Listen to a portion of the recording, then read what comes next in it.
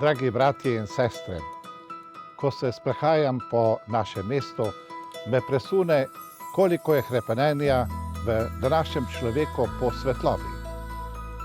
Ulice, trgi, naša mesta, vse je okrašeno z lučkami.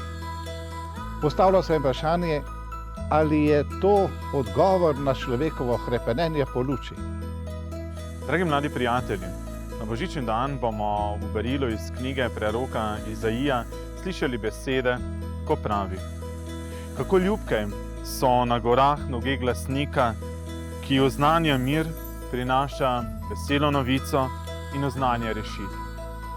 Zakaj začenjam ta nagovor s temi besedami preroka Izaija? Prav naše noge so tiste, ki v teh božičnih dneh stopijo na mestne trge in na naše ulice.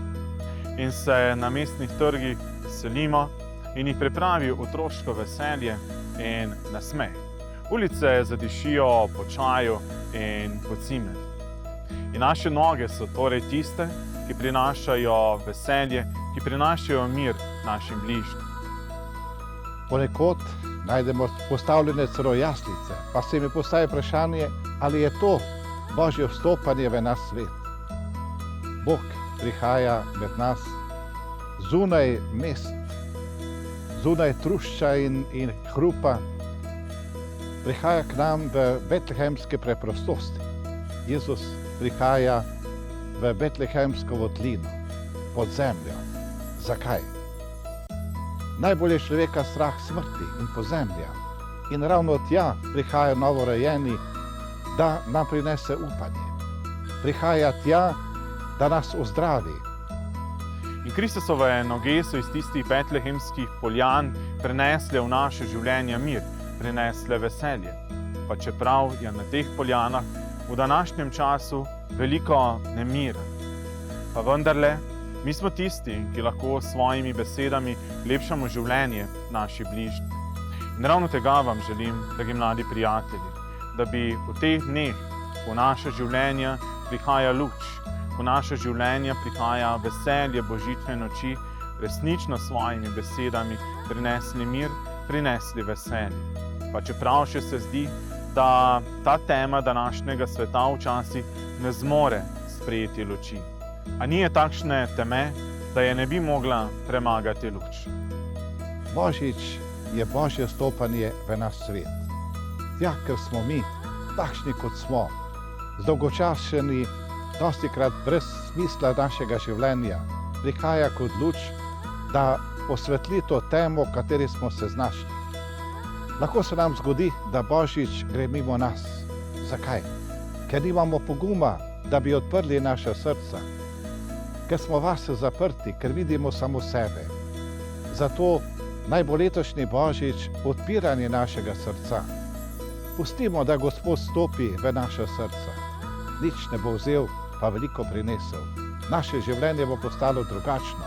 Lahko rečem, da bo to življenje začelo teči v pravo smer. V zadnjem času smo zelo presunjeni, ko spremljamo novice, slike iz Ukrajine, iz Bližnjega vzhoda, ker je toliko trpljenja nedolžnih ljudi, ker je na pohodu sovraštvo, nasilje. Zakaj? Ker človek ne gre v pravo smer. Ker ne gre v smer miru, spoštovanja človekovega dostojanstva. Zato, če sprejmemo Božje dete, stopimo na pravo pot, tisto pot, ki nas vodi k miru, spoštovanju drug drugega, ko začutimo, da smo si bratje in sestre med seboj. Zato res želim, da bi letošnji Božič bil odpiranje našega srca novorojenemu detetu, da vstopi v naše življenje. Otrok je tisti, ki nas vedno nagovori. Še tako hladno srce je sposobno ogreti.